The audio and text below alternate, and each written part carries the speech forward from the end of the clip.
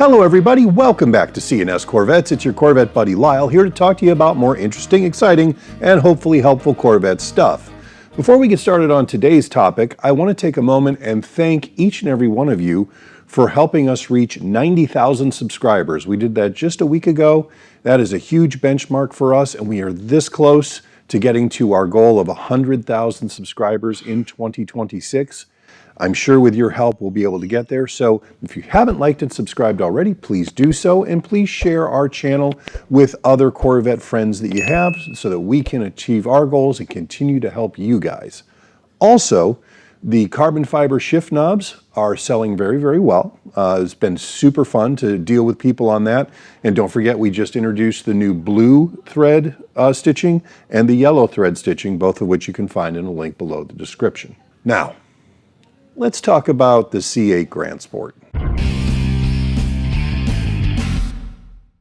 I know that every other Corvette channel on the planet has done several videos about the speculation and the thoughts about what the new C8 Grand Sport's going to be. And that was sent into a fever pitch just a little bit ago when this video came out.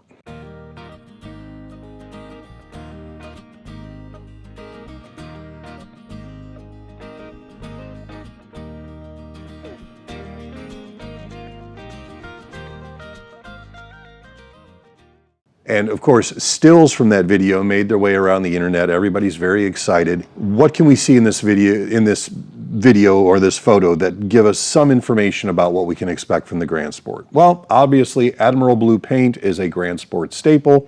That has been the tradition since 1996. That is the true Grand Sport, and it looks awesome. The hash marks are in an odd place, but you know, new body, new style, maybe it'll work. The car features a small body color lip spoiler. I'm sure that there will be several spoiler options just like there are on all the other C8s. The interesting part to me was that it appears to have what looks like the Z06 and ZR1 center exhaust setup with the 4 pipes in the middle as opposed to out on the corners. That's interesting because the E-Ray has the same wide body that the Grand Sport's going to have. So I'd be interested to see how that works into production. Here's my thoughts. Things we know for sure. GM is going to be introducing their new LS6, which is somewhere, we're guessing somewhere between 530 and 550 horses, which would put it kind of very nicely between the base Stingray and the E-Ray and the Z06. Things we don't know. Is it going to have things like optional carbon ceramic brakes and stuff like that? You know, some of the very Z06-y stuff. E-Ray stuff? Probably so. If the previous generations of the Grand Sport are any indicator, the idea of the Grand Sport is you're getting the body, the suspension, the brakes, almost all the cool performance stuff off of the Z06 without the high horse motor. And that saves you money, and it is a very, very well-received package. In fact, back during the C6 run, they introduced the Grand Sport in 2010 and ran it through 2013 at the end of that generation. In that time, they sold over 28,000 Grand Sports, where they only sold 14,707 base coupes and convertibles. So the Grand Sport was by far their most popular product. Now we shift to the C7, and the Grand Sport was introduced in 2017 and only ran for 3 years, 17, 18, and 19, obviously. In that time, the base cars outsold the Grand Sports 31,000, just over 31,000 to just over 26,000 for the Grand Sports. But there was a key difference in there. The Z51 option, which is the better brakes, the better exhaust, all that stuff with the C6, was discontinued in 2010 for the base cars. And the Grand Sport became the Z51 option. In the C7, they still retained the Z51 option on the base cars. So I think there was a little less impetus to bump up to the Grand Sport unless you wanted that wide body look, because you could get most of the same stuff with the Z51 package. I'm going to be interested to see how they handle that with the C8. There is some confusion about the LT2, which is the base engine in the C8, being replaced by the LS6, the new 409 cubic inch 6.6 liter engine in either model year 27 or 28. Are they going to have the same engine in the Grand Sport that they have in the Stingray? Because, is there going to be much of a horsepower bump? Maybe, maybe not. There was no horsepower bump in the previous generations, but that would, I imagine, affect greatly how much people wanted the base cars if for $15,000 or $20,000 more, they could get something with substantially more power and the wider body and the better brakes and. Of course, this is all speculation, and my favorite speculation is the Grand Sport where they're going to introduce the new manual transmission that Tremec has developed.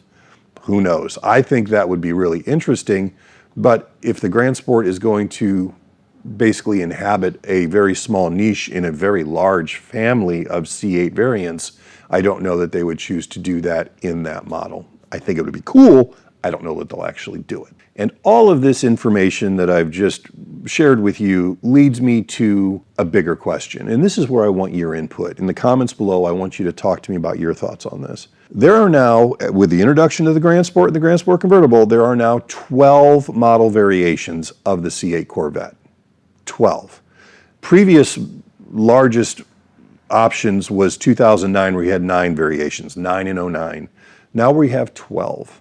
How many more variations of the Corvette do you think the market can handle? Two-door Focus sports cars is a diminishing market. It is, I mean, none of us like to see it, but the fact of the matter is two-door sporty coupes are not selling like they were even 5, 6, 7, 10 years ago. As people move more toward vehicles with more utility, more passenger capacity, EVs, all that stuff. So how does GM plan to position the Corvette brand in the future? Okay, we've already talked about, and I'm sure you guys understand, when you're selling cars that cost somewhere between $100,000 and $300,000, the Chevrolet showroom experience, the parts counter, none of that matches up with the cost of those cars and what people who have that kind of money to spend on cars expect from their dealership experience. I mean, there's still the rumor about the Corvette SUV. No! God, please, no! No! No! No! Right, that's been floating around forever. If we're going to expand the line to where you have 15, 16 different models under the Corvette banner, do you still keep it at Chevrolet? When you've got a brand new Z06 sitting in the showroom, in theory, that brings people in to look at that, and then they buy the Chevy that they can afford. It's the way it's always been. But at some point, the expectations of the buyers of these new generation Corvettes is going to so far exceed the customer experience in the dealerships, in the showrooms, in the service centers, that something's going to have to give. I doubt GM wants to invest in building all new dealerships just for Corvette, but do they move Corvette, make it its own thing, but sell it at Cadillac dealerships, which they've been trying to make their performance arm for years now? Where does Corvette go from here? Because it's clearly outgrown the humble Chevy showroom, the humble Chevy customer experience. What do you guys think? How would you, if you were in charge of GM, if you were in charge of the Corvette program, what would you do to position the Corvette as we know it today and the even cooler stuff coming in the future to where the ownership experience, buying experience, and maintenance experience matched the quality and cost of the cars? Let me know in the comments below. This is something that I am trying to wrap my head around, and I'd like your help in doing it. Thank you so much for watching today. Look forward to speaking to you again soon. Have a great week.